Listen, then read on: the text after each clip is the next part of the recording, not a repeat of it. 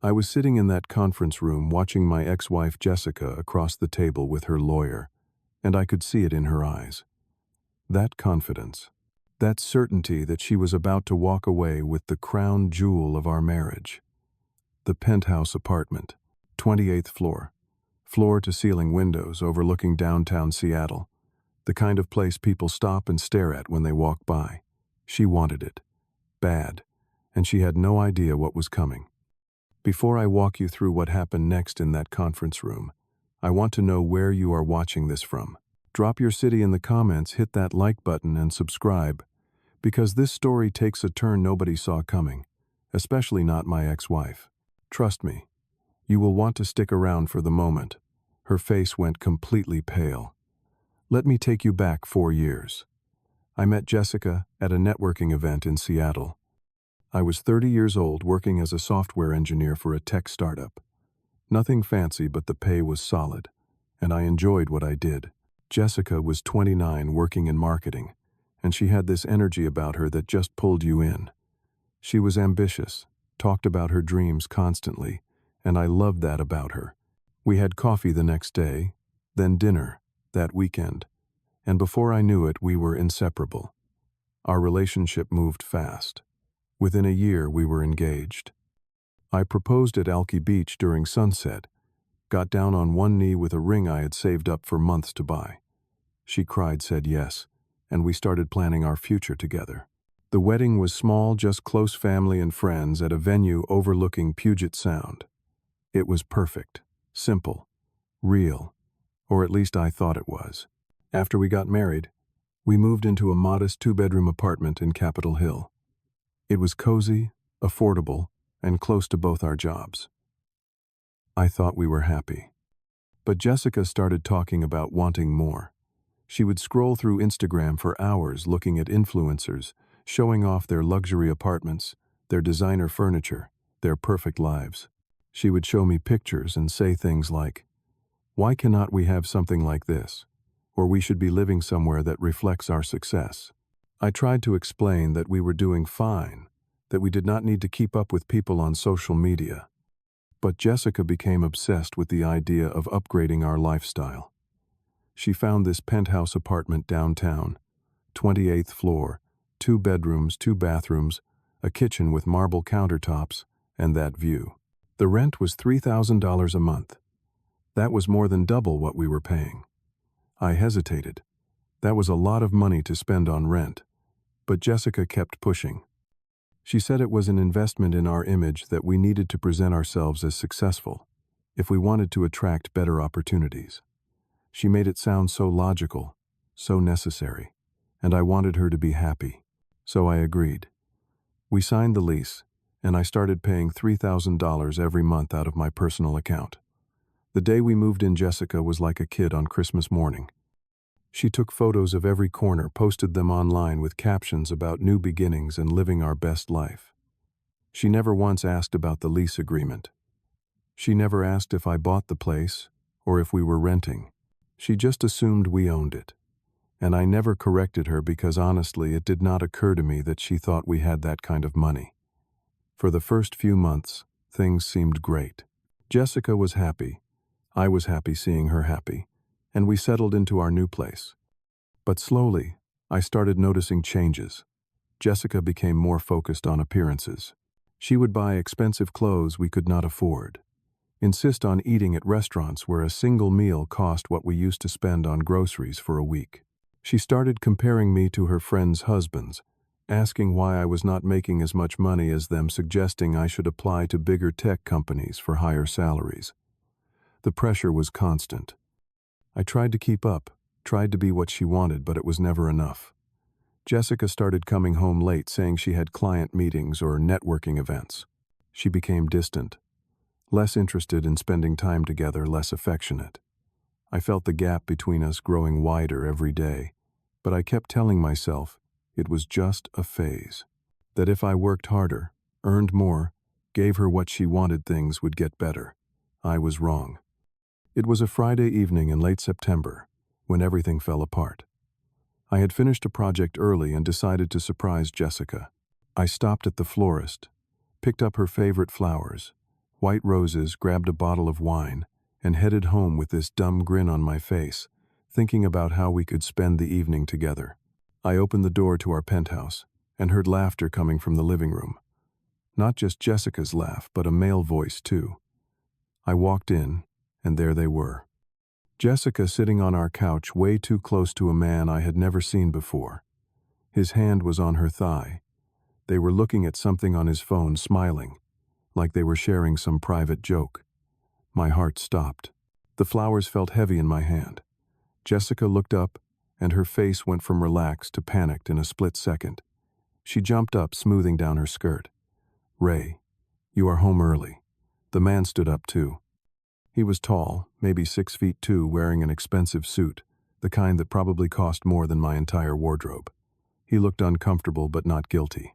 Not the way someone looks when they have been caught doing something wrong. "This is Trevor," Jessica said quickly. "He is a business partner I have been working with on a new project."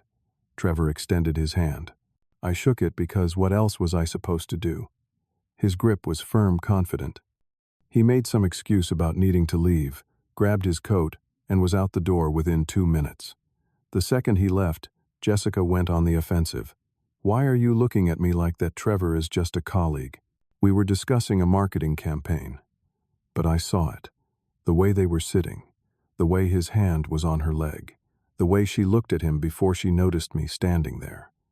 I wanted to believe her. God, I wanted to believe her so badly.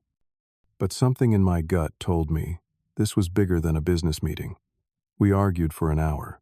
She swore nothing was happening, that I was being paranoid, that I was letting my insecurities ruin a perfectly innocent work relationship.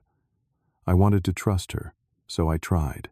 I pushed down the sick feeling in my stomach and told myself I was overreacting, but I could not let it go. Over the next few weeks, I started paying attention to things I had been ignoring. Jessica was always on her phone, always typing and smiling at the screen. When I would walk into the room, she would quickly switch apps or turn the phone face down. She started going out more frequently, always with vague explanations about client dinners or industry events. She would come home smelling like cologne that was not mine. I felt like I was losing my mind. Part of me wanted to confront her again, but another part was terrified of what I might find out. Then one Tuesday morning, Jessica left for work and forgot her iPad on the kitchen counter. We shared the same iCloud account, something we had set up years ago and never bothered to change. A notification popped up. A message from Trevor. "Cannot wait to see you tonight, babe. Same place as last week." My hands were shaking as I opened the iPad. I knew I was invading her privacy. I knew it was wrong, but I needed to know the truth. What I found destroyed me. Hundreds of messages going back 6 months. Flirty texts that turned into explicit conversations. Photos. Plans to meet at hotels. Jessica complaining about me, calling me boring, saying I lacked ambition, that I was not good enough for her. Trevor responding with promises to take care of her, to give her the life she deserved. They were planning a future together. I sat on the couch in that expensive penthouse looking out at the Seattle skyline and felt absolutely hollow. The woman I loved, the woman I had built a life with, had been living a double life for half a year. And the worst part was reading how she talked about me, like I was some kind of obstacle she needed to get around, like our marriage was just something inconvenient standing between her and the life she really wanted. When Jessica came home that evening, I was still sitting in the same spot. I did not yell. I did not cry. I just held up the iPad and said, "We need to talk." Her face went white. She tried to explain, tried to apologize, but the words sounded hollow. She cried and said she was sorry, that it was a mistake, that she still loved me. But then something shifted. Her tears stopped, and her voice got hard. She said I had driven her to this, that I was not ambitious enough, that I did not make enough money, that she deserved better than what I could give her. She said Trevor understood her in ways I never could, that he was successful, driven, everything she needed. I looked at this woman I thought I knew, and realized I was staring at a stranger. I said 5 words. I want a divorce. Jessica did not fight it. In fact, she looked almost relieved. But then she said something that should have worried me more than it did. Fine. But we need to split everything fairly. This apartment, the furniture, the car, all of it. I just nodded. I was too tired to argue, too heartbroken to care about furniture or cars or any of it. But I noticed the way she looked around the penthouse when she said it, the way her eyes lingered on the view, the marble countertops, the expensive light fixtures. She thought she was going to walk away with the biggest prize. She had no idea what was coming. I called my best friend Marcus the next morning. We had gone to college together, stayed close even after graduation. He had gone to law school, specialized in family law, and now ran his own practice handling divorces. When I told him what happened, he was quiet for a long moment. Then he asked the question I had been dreading. What assets do you have together? I listed them out. The car, a sedan we were still making payments on, and owed more than it was worth.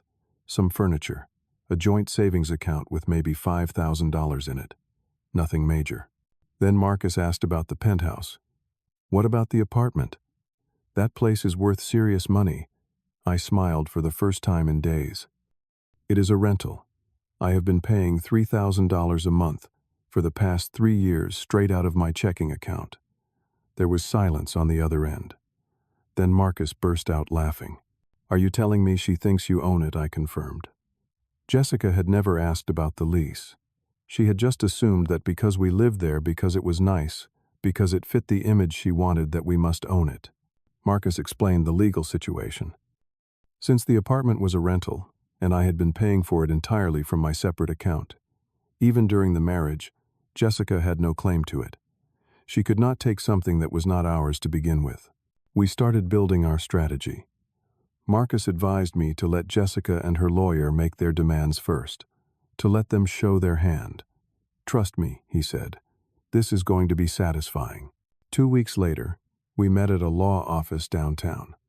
Jessica showed up with her attorney, a sharp-looking woman named Linda, who had a reputation for being aggressive in divorce proceedings. Jessica looked confident, dressed in an expensive blazer I had never seen before.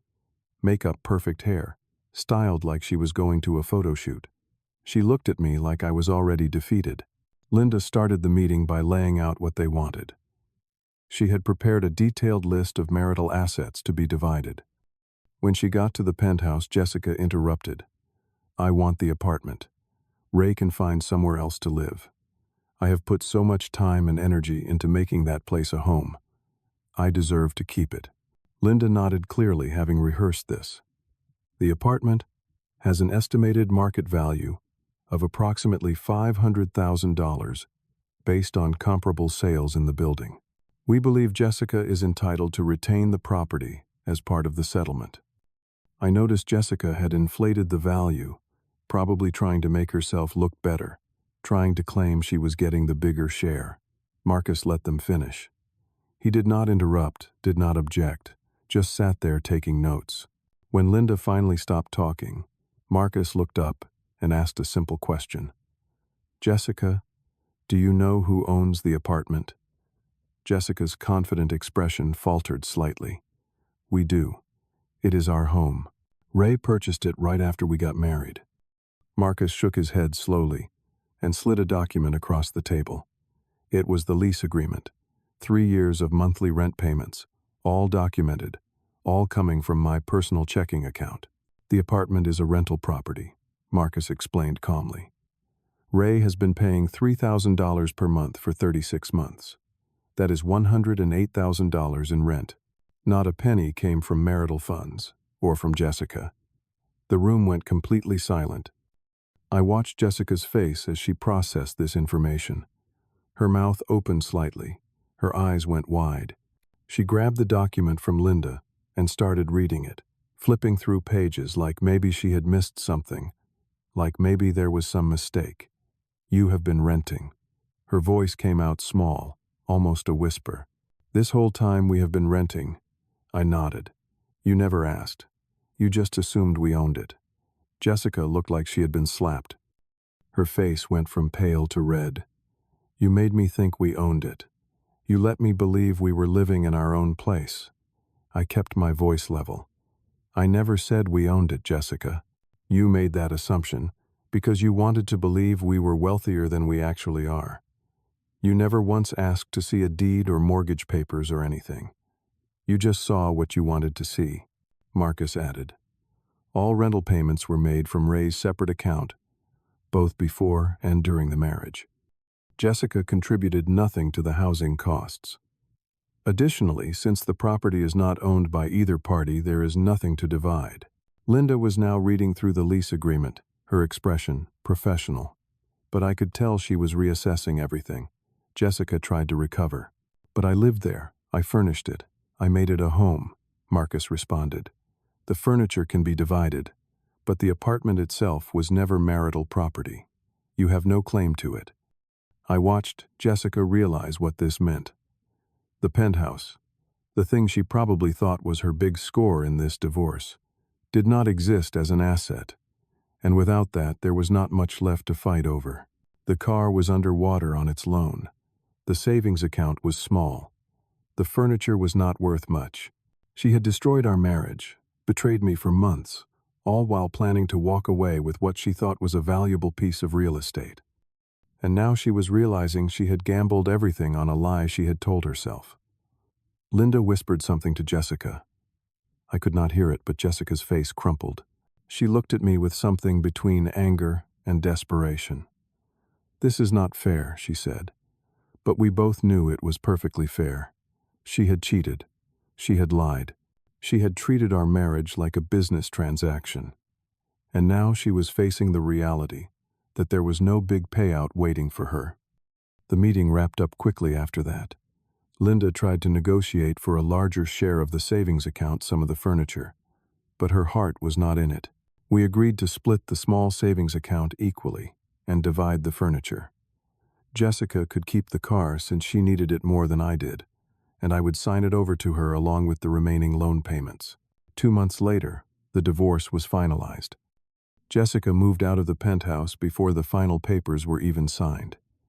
I heard through Marcus that her relationship with Trevor fell apart shortly after. Apparently, Trevor had been interested in Jessica partly because he thought she was bringing assets to the table. When he found out she was walking away from the divorce with basically nothing, he suddenly became a lot less interested in their future together. Jessica ended up moving back in with her parents in the suburbs. I felt a small pang of sympathy when I heard that, but mostly I felt relief. Relief that it was over. Relief that I could start rebuilding my life. The first few weeks after Jessica moved out were strange. The penthouse felt huge and empty. I would wake up in the morning, and for a split second, forget what had happened. Then reality would crash back in. I was alone. My marriage was over. The life I had imagined for myself had completely fallen apart. But slowly something shifted. I started to realize that I had been living in a prison of expectations, trying to make enough money to satisfy Jessica, trying to maintain an image that was not really me, living in a place that was too expensive just to keep up appearances. I was exhausted from trying to be someone I was not. I decided to move out of the penthouse. The lease was up for renewal, and I could not justify spending $3,000 a month anymore. I found a one-bedroom apartment near Green Lake. It was smaller, simpler, and cost less than half what I had been paying. But it had big windows that let in natural light, and it was a 5-minute walk from the park. I started filling my time differently. I joined a gym and actually went regularly. I signed up for a cooking class because I had always wanted to learn, but Jessica thought it was a waste of time. I started reading again, something I had given up because Jessica thought it was boring. Marcus introduced me to his hiking group, and I spent weekends exploring trails around Washington, breathing fresh air, challenging myself physically. The more time passed, the more I realized how much of myself I had lost, trying to make Jessica happy. I had been so focused on giving her what she wanted that I had forgotten to ask myself what I wanted. And honestly, what I wanted was simple. Genuine connections, work that mattered, a life that felt authentic instead of performed. I did not date for a while. I needed time to heal, to figure out who I was outside of that marriage. But eventually I started meeting new people. not with any agenda, just naturally through friends and activities. And I noticed something interesting. When I stopped trying to impress people, when I just showed up as myself, everything felt easier, more real. I thought about Jessica sometimes, wondered if she was okay, wondered if she regretted what she did. I heard she eventually got a job at a different marketing firm and moved into her own place. Good for her, I guess. I did not wish her harm. I just wished we had never happened the way we did. Looking back, now that rental agreement was the best decision I never knew I made. It taught me that sometimes what looks like a loss is actually protection. Jessica wanted the apartment because she thought it represented wealth and status. But in the end, it was just 4 walls and a view. The real home is what you build inside yourself, not what you project to the world.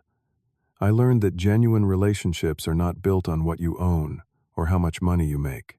They are built on honesty, respect, and actually caring about each other as people, not as status symbols. Jessica saw me as a means to an end, a way to fund the lifestyle she wanted. When I could not give her that, or when she found someone she thought could give her more, I became disposable. But here is the thing. I am not disposable. None of us are. We all deserve to be with people who see us for who we really are, and love us anyway. Not for what we can provide, or what we make them look like to the outside world, but for the actual human being underneath all of that. The divorce taught me to pay attention to red flags. Jessica's obsession with appearances, her constant comparisons, her need for external validation, those were all signs that we wanted fundamentally different things out of life. I ignored them because I was in love, because I wanted it to work, because I thought I could be enough if I just tried harder. But you cannot build a lasting relationship on trying to be someone you are not. These days I am doing okay. Better than okay, actually. I am dating someone new. Someone who thinks my 1-bedroom apartment is cozy, who would rather hike on the weekend than go to expensive brunches, who actually seems interested in who I am as a person. It is different. Calmer. More solid. We will see where it goes. And that penthouse, I drive by that building sometimes on my way to work. I look up at the 28th floor and feel nothing. No regret. No longing. Just a quiet satisfaction that I got out before I lost any more of myself trying to maintain something that was never real to begin with. So if you are watching this, and you are in a relationship where you feel like you are constantly trying to prove your worth, where nothing you do is ever quite enough, where your partner is more interested in what you can provide than who you are, pay attention to that. It is telling you something important. You deserve better than that. We all do. And sometimes the best thing that can happen is when the illusion finally breaks and you get to walk away with the only thing that really matters. Yourself. And that is something nobody can take from you in a divorce, no matter how good their lawyer is. Now, I want to hear from you. Have you ever been in a relationship where someone valued what you had more than who you were? Or maybe you have seen this happen to someone you care about. Drop your thoughts in the comments below. And if this story resonated with you, hit that like button, subscribe to the channel, and share this with someone who might need to hear it. Thank you for listening to my story. And I hope it helps you recognize your own worth, because you are valuable exactly as you are. Take care of yourselves out there, and remember that the right person will never make you feel like you need to be anyone other than yourself.